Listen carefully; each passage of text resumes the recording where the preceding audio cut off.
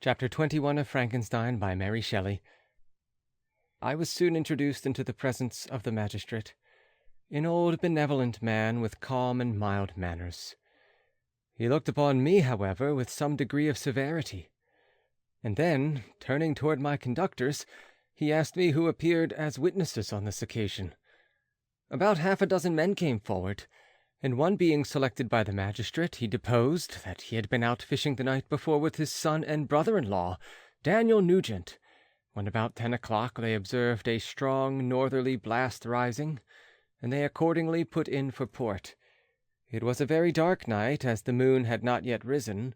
They did not land at the harbor, but as they had been accustomed, at a creek about 2 miles below. He walked on first, carrying a part of the fishing tackle, and his companions followed him at some distance. As he was proceeding along the sands, he struck his foot against something, and fell at his length on the ground. His companions came up to assist him, and by the light of their lantern, they found that he had fallen on the body of a man, who was to all appearance dead. Their first supposition was that it was the corpse of some person who had been drowned and was thrown on shore by the waves, but on examination they found that the clothes were not wet, and even that the body was not then cold. They instantly carried it to the cottage of an old woman near the spot, and endeavored, but in vain, to restore it to life. It appeared to be a handsome young man, about 25 years of age. He had apparently been strangled, for there was no sign of any violence except the black mark of fingers on his neck. The first part of this deposition did not in the least interest me, but when the mark of the fingers was mentioned, I remembered the murder of my brother, and felt myself extremely agitated. My limbs trembled, and a mist came over my eyes, which obliged me to lean on a chair for support. The magistrate observed me with a keen eye, and of course drew an unfavorable augury from my manner. The son confirmed his father's account, but when Daniel Nugent was called, he swore positively that just before the fall of his companion he saw a boat with a single man in it at a short distance from the shore, and as far as he could judge by the light of a few stars, it was the same boat in which I had just landed. A woman deposed that she lived near the beach and was standing at the door of her cottage, waiting for the return of the fishermen, about an hour before she heard of the discovery of the body, when she saw a boat, with only one man in it, push off from that part of the shore where the corpse was afterwards found. Another woman confirmed the account of the fishermen having brought the body into her house. It was not cold. They put it into a bed and rubbed it, and Daniel went to the town for an apothecary, but life was quite gone.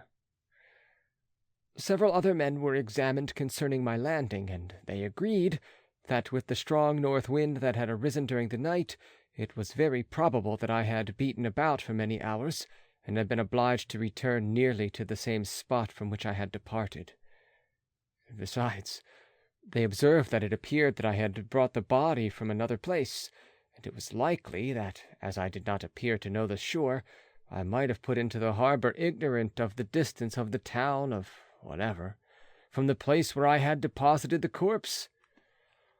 Mr. Kerwin, on hearing this evidence, desired that I should be taken into the room where the body lay for interment, that it might be observed what effect the sight of it would produce upon me. This idea was probably suggested by the extreme agitation I had exhibited when the mode of the murder had been described. I was accordingly conducted, by the magistrate and several other persons, to the inn. I could not help being struck by the strange coincidences that had taken place during this eventful night, but knowing that I had been conversing with several persons in the island I had inhabited about the time that the body had been found, I was perfectly tranquil as to the consequences of the affair. I entered the room where the corpse lay, and was led up to the coffin. How can I describe my sensations on beholding it? I feel yet parched with horror. nor can I reflect on that terrible moment without shuddering in agony.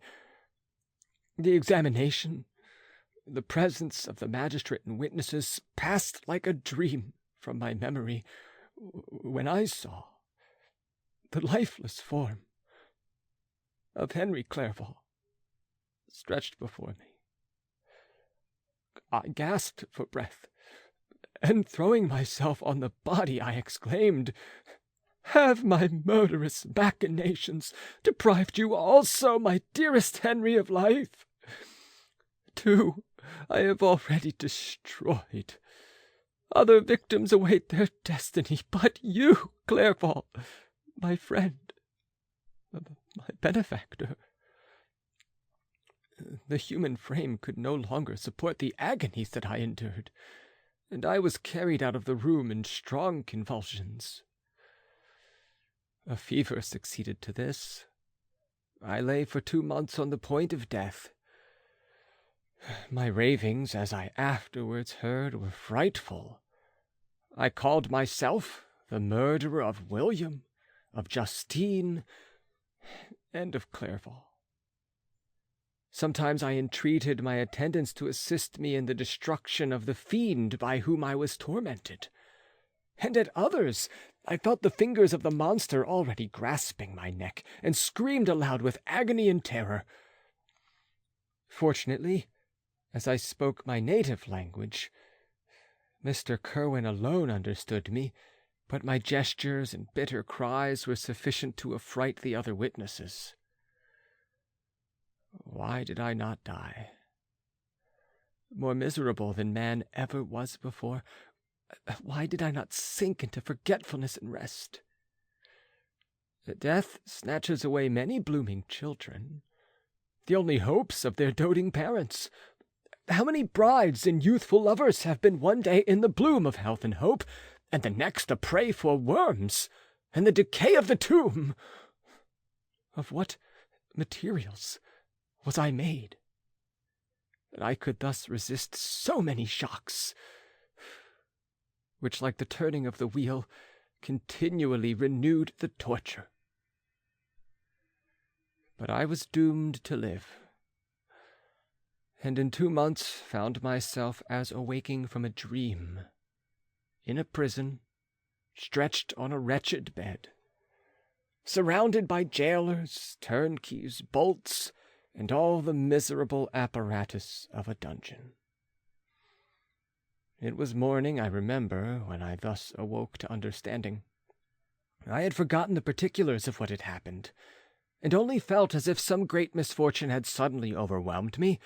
But when I looked around and saw the barred windows and the squalidness of the room in which I was, all flashed across my memory, and I groaned bitterly. This sound disturbed an old woman who was sleeping in a chair beside me. She was a hired nurse, the wife of one of the turnkeys, and her countenance expressed all those bad qualities which often characterize that class. The lines of her face were hard and rude, like that of persons accustomed to see without sympathizing in sights of misery. Her tone expressed her entire indifference. She addressed me in English, and the voice struck me as one that I had heard during my sufferings. "Are you better now, sir?" said she. I replied in the same language with a feeble voice, "I believe I am, but if it be all true, if indeed I did not dream, I am sorry that I am still alive to feel this misery and horror." "For that matter," replied the old woman, "if you mean about the gentleman you murdered, I believe that it were better for you if you were dead, for I fancy it will go hard with you. However, that's none of my business. I'm sent to nurse you and get you well. I do my duty with a safe conscience. It were well if everybody did the same." I turned with loathing from the woman who could utter so unfeeling a speech to a person just saved on the very edge of death. But I felt languid and unable to reflect on all that had passed. The whole series of my life appeared to me as a dream.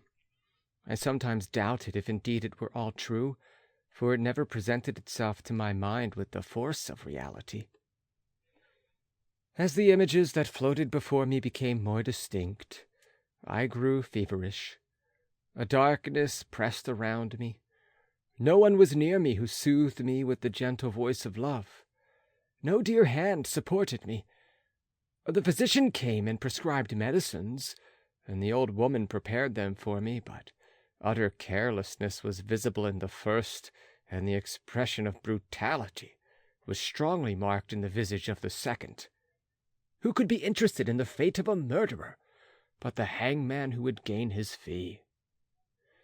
These were my first reflections, but soon I learned that Mr. Kerwin had shown me extreme kindness. He had caused the best room in the prison to be prepared for me.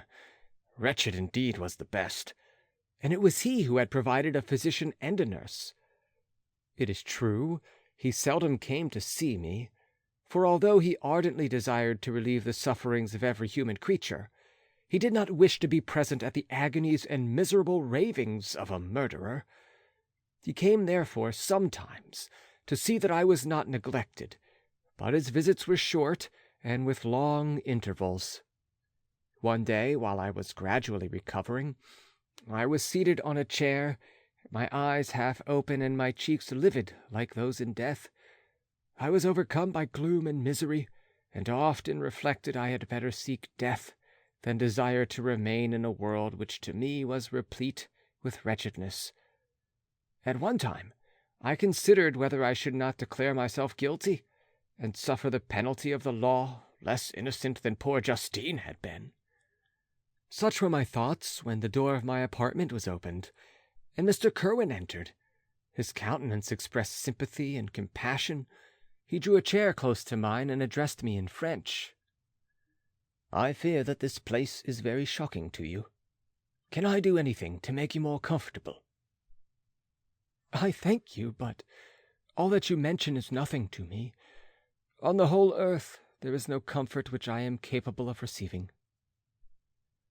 "I know that the sympathy of a stranger can be but of little relief to one borne down as you are by so strange a misfortune. But you will, I hope, soon quit this melancholy abode, for doubtless evidence can easily be brought to free you from the criminal charge." "That is my least concern. I am, by a course of strange events, become the most miserable of mortals. Persecuted and tortured as I am and have been, can death be any evil to me?" "Nothing indeed could be more unfortunate and agonizing than the strange chances that have lately occurred. You were thrown, by some surprising accident, on this shore, renowned for its hospitality, seized immediately, and charged with murder. The first sight that was presented to your eyes was the body of your friend, murdered in so unaccountable a manner, and placed, as it were, by some fiend across your path." As Mr. Kerwin said this, notwithstanding the agitation I endured on this retrospect of my sufferings, I also felt considerable surprise at the knowledge he seemed to possess concerning me. I suppose some astonishment was exhibited in my countenance, for Mr. Kerwin hastened to say, "Immediately upon your being taken ill, all the papers that were on your person were brought to me, and I examined them that I might discover some trace by which I could send to your relations an account of your misfortune and illness. I found several letters, and among others one which I discovered from its commencement to be from your father. I instantly wrote to Geneva. Nearly 2 months have elapsed since the departure of my letter, but you are ill. Even now you tremble. You are unfit for agitation of any kind." "This suspense is 1,000 times worse than the most horrible event. Tell me, what new scene of death has been acted, and whose murder am I now to lament?" "Your family is perfectly well," said Mr. Kerwin with gentleness, "and someone, A friend is come to visit you."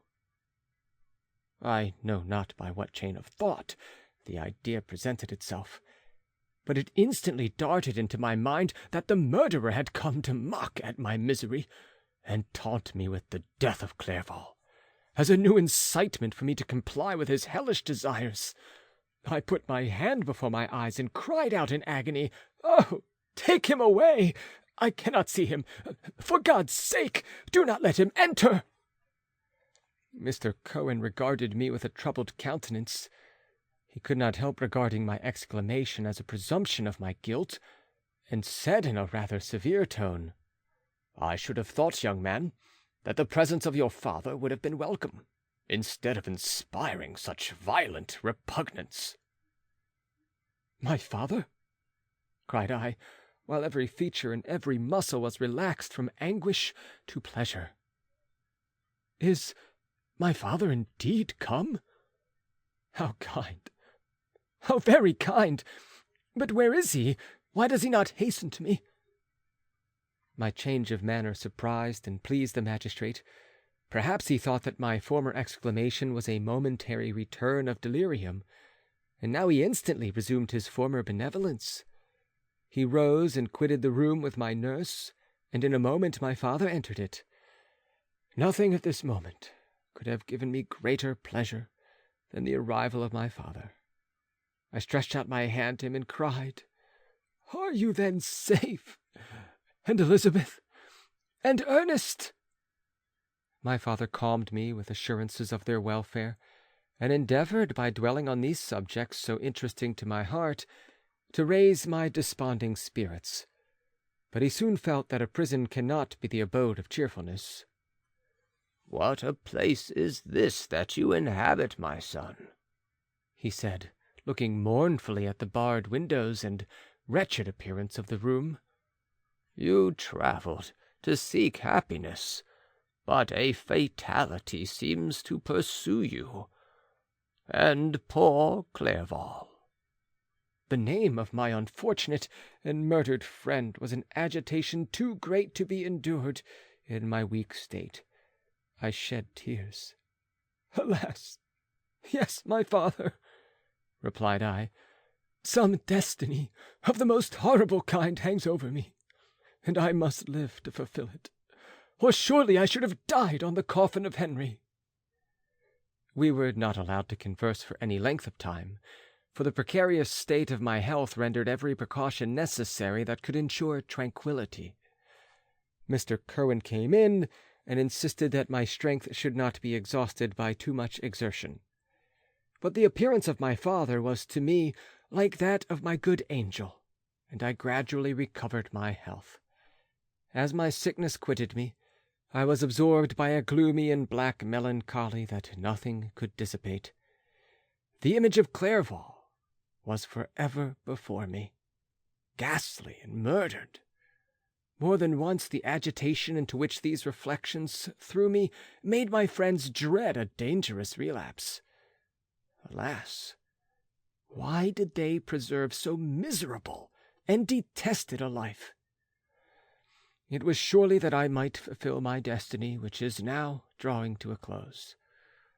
Soon, oh, very soon, will death extinguish these throbbings, and relieve me from my mighty weight of anguish that bears me to the dust. And in executing the award of justice, I shall also sink to rest. Then the appearance of death was distant, although the wish was ever present to my thoughts, and I often sat for hours, motionless and speechless, wishing for some mighty revolution that might bury me and my destroyer in its ruins. The season of the assizes approached. I had already been 3 months in prison, and although I was still weak and in continual danger of a relapse, I was obliged to travel nearly 100 miles to the country town where the court was held. Mr. Cohen charged himself with every care of collecting witnesses and arranging my defense. I was spared the disgrace of appearing publicly as a criminal, as the case was not brought before the court that decides on life and death. The grand jury rejected the bill, on its being proved that I was on the Orkney Islands at the hour the body of my friend was found, and a fortnight after my removal I was liberated from prison. My father was enraptured on finding me freed from the vexations of a criminal charge, that I was again allowed to breathe the fresh atmosphere, and permitted to return to my native country. I did not participate in these feelings, for to me the walls of a dungeon or a palace were alike hateful. The cup of life was poisoned forever, and although the sun shone upon me as upon the happy and gay of heart, I saw around me nothing but a dense and frightful darkness, penetrated by no light but the glimmer of two eyes that glared upon me. Sometimes they were the expressive eyes of Henry, languishing in death, the dark orbs, nearly covered by the lids, and the long black lashes that fringed them. Sometimes it was the watery, clouded eyes of the monster, as I first saw them in my chamber at Ingolstadt. My father tried to awaken in me the feelings of affection. He talked of Geneva, which I should soon visit, of Elizabeth and Ernest, but these words only drew deep groans from me. Sometimes, indeed, I felt a wish for happiness, and thought with melancholy delight of my beloved cousin, or longed with a devouring maladie du pain to see once more the blue lake and rapid Rhone, that had been so dear to me in my early childhood. But my general state of feeling was a torpor, in which a prison was as welcome a residence as the divinest scene in nature.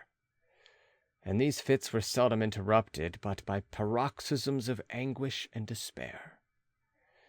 At these moments I often endeavored to put an end to the existence I loathed, and it required unceasing attendance and vigilance to restrain me from committing some dreadful act of violence. Yet one duty remained to me, the recollection of which finally triumphed over my selfish despair. It was necessary that I should return without delay to Geneva, there to watch over the lives of those I so fondly loved, and to lie in wait for the murderer, that if any chance led me to the place of his concealment, or if he dared again to blast me by his presence, I might with unfailing aim put an end to the existence of the monstrous image which I had endued with the mockery of a soul still more monstrous. My father still desired to delay our departure, fearful that I could not sustain the fatigues of a journey, for I was a shattered wreck, the shadow of a human being. My strength was gone, I was a mere skeleton, and fever night and day preyed upon my wasted frame. Still, as I urged our leaving Ireland with such inquietude and impatience, my father thought it best to yield. We took our passage on board a vessel bound for Havre-de-Grace, and sailed with a fair wind from the Irish shores. It was midnight. I lay on the deck looking at the stars and listening to the dashing of the waves. I hailed the darkness that shut Ireland from my sight, and my pulse beat with a feverish joy when I reflected that I should soon see Geneva.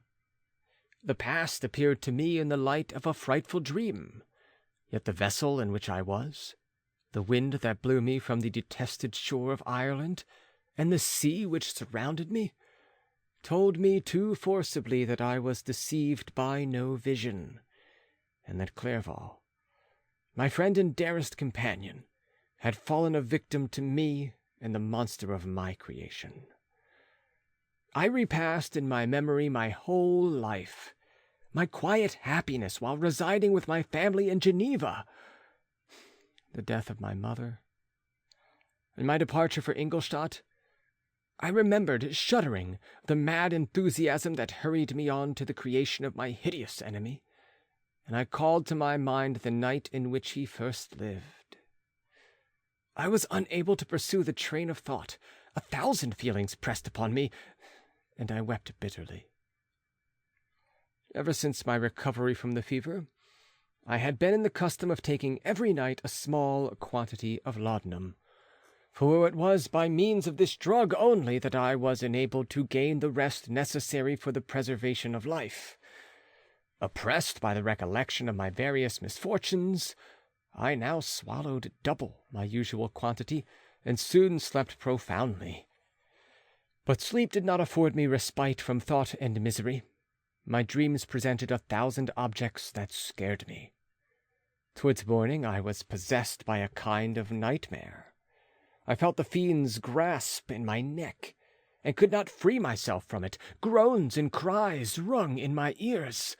My father, who was watching over me, perceiving my restlessness, awoke me. The dashing waves were around, the cloudy sky above.